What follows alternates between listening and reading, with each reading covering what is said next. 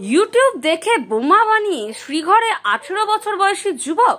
ঘটনাটি ঘটেছে জয়নগর পৌরসভার 7 নম্বর ওয়ার্ডের পিলিপাড়ায়। ধৃত যুবকের নাম প্রবীর চট্টোপাধ্যায়। তার বাড়ি থেকে উদ্ধার বোমা বানানোর মশলা। ঘটনা তদন্ত শুরু করেছে জয়নগর থানার পুলিশ। পরিবার সূত্রে জানা যায়, সারাক্ষণই মোবাইল নিয়ে বসে থাকতো সে। ঘর বন্ধ করে মোবাইল ঘাঁটত। কেউ ঘরে ঢুকলেই বিরক্ত হতো প্রবীর। জয়নগর থানা সূত্রে জানা যায়, সম্প্রতি কিছু যুবকের সাথে তার ঝামেলা বাঁধে।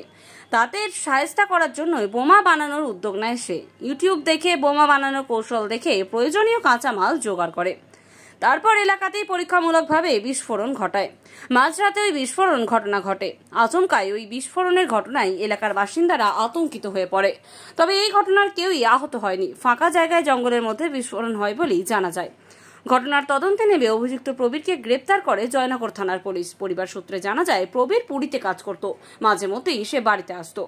সম্প্রতি বাড়িতে এসে এই ঘটনা ঘটায়। অভিযুক্ত যুবকের জেরার সময় ইউটিউব দেখে বোমা বানানোর বিষয়টি শিখেছে বলে জানান জয়নগর থানার ভারপ্রাপ্ত আধিকারিক পার্থ সারথী পালকে।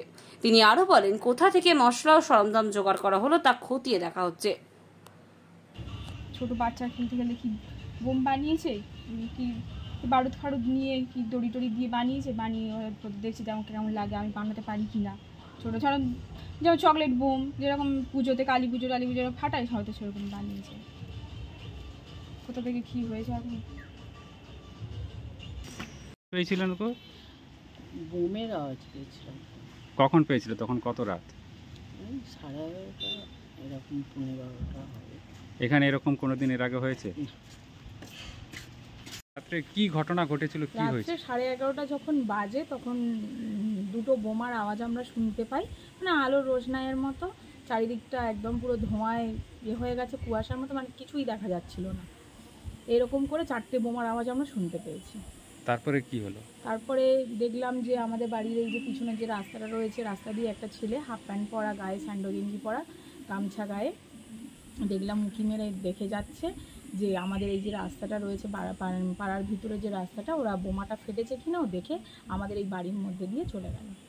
তারপরে আবার সে তার বাড়ি যায়, আবার বাড়িতে করে কিছুর একটা নিয়ে আসে হাতে করে, দেখতে পাই কালো প্লাস্টিকে। তো এবার নিয়ে এসে ও আবার মানে পিছন দিয়ে দেখলাম যে ওই যে যাতায়াত করছে। তারপরে কি পুলিশ এসেছিল? হ্যাঁ, তারপরে আমাদের এখানে স্থানীয় পাড়ার ছেলে মিঠুর নামে, ওই যে ওরা দুই ভাই, চন্দনদার ছেলে, তো ওই পুলিশকে ইনফর্ম করে। তারপরে পুলিশ এলো, এসে ওদের বাড়িতে গেল, ছেলেটাদের বাড়িতে গেল, যে ওর মাকে জিজ্ঞাসা করলো, ওর মা ছিল না সম্ভবত, এইটুকুই শুনতে পাই। বাড়িতে কিছুটা উদ্ধার করেছে। আমার নাম হচ্ছে শ্রাবন্তী কুণ্ডু।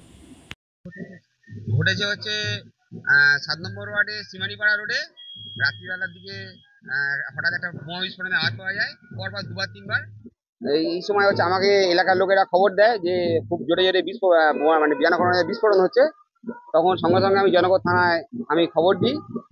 থানাও খুব প্রায় আমার খবর দেওয়ার সঙ্গে সঙ্গেই আমাদের ওয়ার্ডে চলে আসে এবং ঘটনাস্থলে পৌঁছায়। ঘটনাস্থলে পৌঁছে যে এই বোমাটা ফাটিয়েছিল তাকে আইডেন্টিফাই করে এবং সঙ্গে সঙ্গে তার বাড়িতেও জয়নগর থানায় যায় এবং বাড়িতে গিয়ে বোমার মশলাপাতি, দড়ি, মানে বোমা তৈরি যে সরঞ্জাম সেগুলো পায়।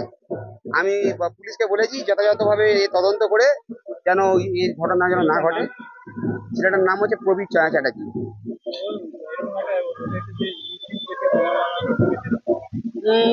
আমার ঠিক ইউটিউব থেকে করেছে বলে আমার ঠিক মনে হয় না। কারণ এটা বর্ডার এরিয়া, মন্দিরবাজার থানা এলাকায় অনেক দুষ্কৃতী তারা হচ্ছে এইসব কাণ্ড কারখানা ঘটিয়ে থাকে। আমার মনে হয় পুলিশ যদি যথাযথভাবে তদন্ত করে তাহলে ভবিষ্যতে এই ধরনের কাজ তাদের বন্ধ হবে। আমি চিন্ময় দে, জয়নগর মজিদপুর পৌরসভার কাউন্সিলর।